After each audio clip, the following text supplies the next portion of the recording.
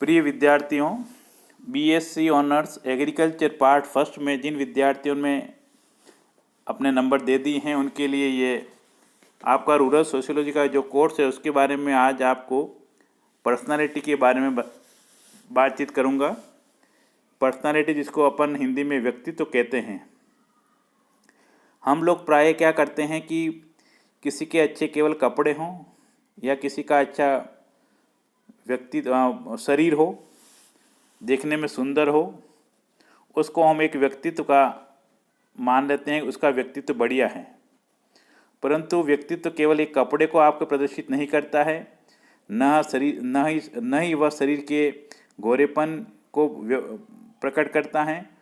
व्यक्तित्व एक समग्र रूप है जिसके अंतर्गत आपके व्यक्तित्व का ज्ञान, स्वभाव, दक्षता, आदतें, आचरण, चरित्र या और भी समय के अनुसार और भी कई घटक इसमें सम्मिलित हो सकते हैं।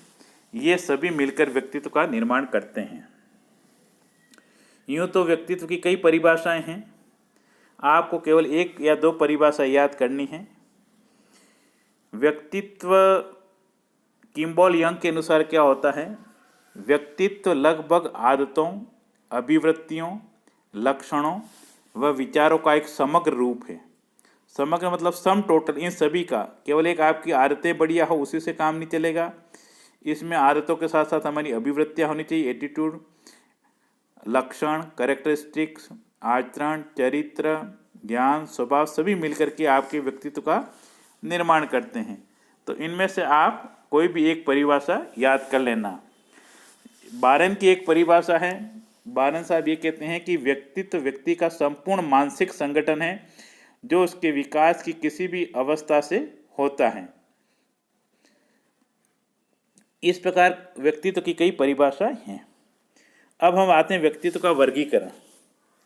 वर्गीकरण कई प्रकार से किया गया है, परंतु हम इसमें सरल वर्गीकरण लेते हैं सामाजिकता के आधार पर। सामाजिकता के आधार पर व्यक्तित्व का वर्गीकरण तीन प्रकार से किया जा सकता है। पहला अंतर्मुखी, दूसरा बहिर्मुखी और तीसरा उभयमुखी। अंतर्मुखी को कहते हैं इंट्रोवर्ट। इंट्रोवर्ट उसको कहते हैं जो व्यक्ति क्रियाशील कम होता है और चिंतन अधिक करता है, अधिक से अधिक अपने में ही खोया रहता है, उसका सामाजिक संपर्क कम रहता है। और ये जो व्यक्ति हैं होते हैं, ये कोई भी निर्णय लेना होता है उसके बारे में भी पर्याप्त सोचते हैं और ये अपने आप में स्वयं प्रसन्न रहते हैं। इस प्रकार के व्यक्तित्व वालों में आपके लेखक हैं, कवि हैं, वैज्ञानिक हैं एवं बड़े बड़े दार्शनिक आते हैं। आपने देखा होगा कि लेखक है उसके लिखने की धुन होती है, कवि को अपना कवित्व करने की धुन होती है और वैज्ञानिक अपने आविष्कारों में व्यस्त रहते हैं। दूसरा है बहिर्मुखी व्यक्तित्व वाले। बहिर्मुखी इसको बोलते हैं एक्सट्रोवर्ट।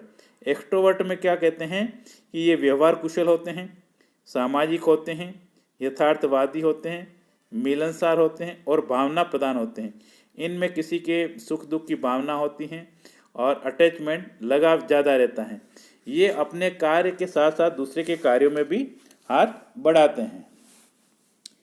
तीसरे प्रकार के जो व्यक्ति हैं वो कहलाते हैं उभयमुखी व्यक्ति, एम्बिवेलेंट। एम्बिवेलेंट पर व्यक्तित्व वाले व्यक्ति वे कहलाते हैं जिसमें लगभग अंतर्मुखी और बहिर्मुखी दोनों प्रकार के गुण पाए जाते हैं। ये एकांत प्रिय होते हैं और सामाजिक भी हो सकते हैं और अपने काम में भी चतुर होते हैं। ये प्रमुख वर्गीकरण। एक बार मैं आपको पुनः बता दूं, वर्गीकरण में तीन प्रकार के होते हैं: इंट्रोवर्ट, एक्सट्रोवर्ट, एम्बिवेलेंट। इंट्रोवर्ट अपने आप में रहने वाले, जहाँ आपके ये कवि हैं, दार्शनिक हैं, वैज्ञानिक हैं, लेखक हैं, ये आते हैं।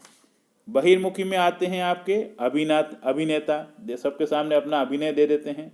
खिलाड़ी आपने देखा होगा, समाज सुधारक होता है, इस प्रकार के होते हैं। और उभयमुखी वे होते हैं जिसमें दोनों के गुण पाए जाते हैं। अब व्यक्तित्व का विकास किन किन के आधार पर होता है? यानी कि व्यक्तित्व कौन प्रकार के गुण होते हैं, कौन से फैक्टर से वो प्रभावित करता है। सबसे पहला है परिवार की भूमिका। व्यक्तित्व के विकास में परिवार का रोल महत्वपूर्ण होता है। जिस प्रकार के माता पिता होते हैं या माता पिता अगर बच्चे को ज़्यादा डांट फटकार करते हैं तो उस बच्चे का सामाजिक और मानसिक विकास प्रभावित होता है। दूसरा पक्ष ये भी है, अगर बच्चे को हम पूरा भी खुला छोड़ दें तो वह भी बुरी संगत में पड़ जाता है। जिन बच्चों को अच्छे संस्कार मिलते हैं, अच्छी संगत मिलती हैं, वो अपने व्यक्तित्व का विकास प्रभावी रूप से करते हैं। फिर दूसरा आता है विद्यालय की भूमिका या महाविद्यालय की भूमिका। तो विद्यालय की भूमिका की बात करते हैं तो प्रायः जो बालक 3 वर्ष की आयु होने पर लगभग 3 वर्ष से 15-16 साल तक विद्यालय में रहता है और वहाँ पर के जो शिक्षक हैं, अपने साथी हैं, उन बच्चों का विशेष रूप से उस अन्य बालक पर भी उसके स्वभाव पर, आदतों पर प्रभाव पड़ता है और यह व्यवहार उसकी सृजनशीलता को भी प्रभावित करता है।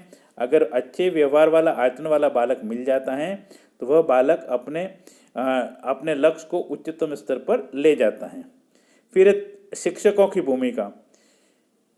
जो विद्यार्थी शिक्षकों के संपर्क में आता है, जिन शिक्षकों के संपर्क में आता है, उनका भी उस पर प्रभाव पड़ता है। शिक्षक के आचरण क्या हैं, शिक्षक की आदत क्या है, शिक्षक बालक को क्या सिखाता है, किस प्रकार होमवर्क देता है, या होमवर्क के अलावा भी बाद की जो एक्टिविटीज़ हैं उन गतिविधियों पर उनका कितना प्रभाव पड़ता है, ये भी एक प्रभावित करता है। दूसरा है एक जैविक कारक है। बायोलॉजिकल फैक्टर में क्या आता है, शरीर की रचना है, अपनी ग्रंथियां हैं और सामाजिक रसायन, जिसको अपन बॉडी से करने वाले हार्मोन्स कहते हैं, उनका प्रभाव। और सोशल फैक्टर्स में क्या आता है, घर का प्रभाव, विद्यालय का प्रभाव, समूह का प्रभाव और समाज का प्रभाव। और सांस्कृतिक कारक। बायोलॉजिकल फैक्टर्स वो होते हैं जो शरीर के अनुरूप चलते हैं, ये बालक अपने साथ में ले आता है। तो जो बड़े शरीर वाले व्यक्ति होते हैं, बालक होते हैं, वो ज़्यादा प्रसन्नचित्त रहते हैं, सामाजिक रहते हैं और ये इनका आराम पसंद स्वभाव का होता है। जबकि दुबला पतला व्यक्ति होता है वो चिड़चिड़े स्वभाव के होते हैं। दूसरे, ग्रंथियां का रोल। आपने देखा होगा कि हमारे शरीर में कई प्रकार की ग्रंथियां होती हैं, जिसमें प्रमुख रूप से थायराइड ग्लैंड है।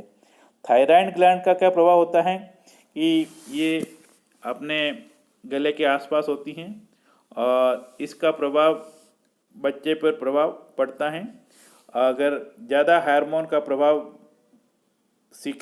अधिक हार्मोन सीक्रेट होता है तो उसका अलग प्रभाव होता है, और ग्रंथि कम हार्मोन या जितना रिक्वायर्ड है बॉडी के लिए उतना नहीं दे पाती हैं तो उसका प्रभाव भी व्यक्तित्व पर पड़ता है। पेनक्रियाज का है। पेनक्रियाज में क्या कि ये इससे रिलेटेड आपका डायबिटीज़ का रोग है तो उससे भी प्रभाव पड़ता है। फिर एड्रिनल ग्रंथियाँ हैं जिसमें मेल और फीमेल का आपको डिफ्रेंशिएट होता है। इसकी अतिरिक्त जनन ग्रंथियाँ है, गोनाड्स हैं। गोनाड्स में आपको दुग्ध ग्रंथि है, महिलाओं में पीरियड्स का है, वात्सल्य का है, ये प्रभावित होती हैं। पिट्यूटरी ग्लैंड्स में क्या होता है कि ये हार्मोन और अन्य हार्मोनों पर अपना नियंत्रण रखते हैं और शारीरिक क्रियाओं पर प्रभाव रखता है। इसके अतिरिक्त भी हमारे शरीर में कई प्रकार के केमिकल्स भी निकलते हैं, वो भी हमारे स्वभाव को आशावादी रखने का, निराशावादी रखने का या जो नर्वस सिस्टम है उसको प्रभावित करते हैं। सामाजिक कारक में आपको बताया कि परिवार का प्रभाव होता है। बच्चों को जब अधिक प्यार वगैरह मिलता है तो उस बच्चे का ज़्यादा व्यक्तित्व पूर्ण रूप से प्रकट होता है, वह सभी के साथ सामंजस्य बना करके चल सकता है। विद्यालय का आपको बताया कि विद्यालय के जो साथी हैं, दोस्त हैं, उनका प्रभाव पड़ता है, वो किस परिवार से हैं, कि क्या संस्कार उनको दे रखे हैं और वो अपने साथी विद्यार्थी पर किस प्रकार का प्रभाव डालते हैं। समूह का प्रभाव ये है, समूह में पूरा जो ग्रुप है वो किस प्रकार के आराधना करता है। जैसे कई लोग दुर्गा माता की पूजा करते हैं, कोई कृष्ण भगवान की पूजा करते हैं, कोई राम जी की पूजा करते हैं, तो उसका भी प्रभाव उस व्यक्ति पर पड़ता है। समाज का प्रभाव ये होता है कि जो समाज के लोग हैं, अगर उसके आसपास का वातावरण अगर चोर डकैती का है तो उसका प्रभाव पड़ता है। समाज में जो जैसे बड़े बड़े हमारे यहाँ देश में हुए हैं, नेता हुए हैं, शिक्षा शास्त्री हुए हैं, उनका प्रभाव भी पड़ता है। जैसे महात्मा गांधी का प्रभाव, लाल बहादुर शास्त्री का, अब्दुल कलाम साहब का, या ऐसे कई और भी व्यक्ति हैं। उन व्यक्तियों को इनके बारे में जानकारी मिलती है तो वो उनके बारे में अधिक से अधिक जानकारी लेने का प्रयास करते हैं। इसके अतिरिक्त एक सांस्कृतिक कारक है। सांस्कृतिक कारक में क्या होता है कि जो संस्कृति हमारी चली आ रही है तो उस संस्कृति के अनुसार ही हम चलने का प्रयास करते हैं। जैसे हमारी संस्कृति में प्रायः ये तलाक शब्द है उसको बुरा माना जाता है, शराब पीना बुरा माना जाता है, किसी की निंदा स्तुति को भी अच्छा नहीं माना जाता है। तो ये सब चीज़ें किसी व्यक्ति के व्यक्तित्व को प्रभावित करते हैं। तो ये प्रमुख कारक है जिसको व्यक्तित्व को प्रभावित करते हैं, और व्यक्तित्व क्या होता है इसके बारे में आप और डिटेल पढ़ लेना।